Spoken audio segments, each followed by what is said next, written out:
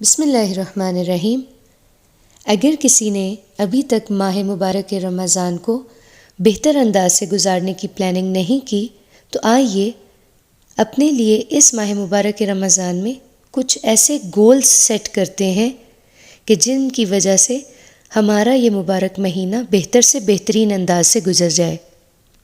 Number 1، ہم اس ماہ مبارک رمضان میں قرآن مجید کی مختصر سورہ کو حفظ کریں گے۔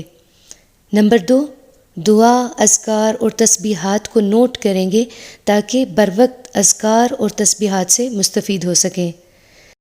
نمبر 3، اس ماہ مبارک رمضان میں ترجمہ قرآن مجید کا آغاز کرتے ہیں تاکہ پیغام خدا کو بہتر انداز سے سمجھ سکیں۔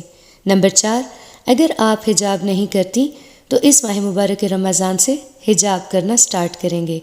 نمبر 5، اس ماہ مبارک رمضان کو سب سے بہتر بنانے کی چیز یہ ہے کہ اگر ہم کنسیڈر کریں کہ یہ ماہ مبارک رمضان ہماری زندگی کا آخری ماہ مبارک رمضان ہے۔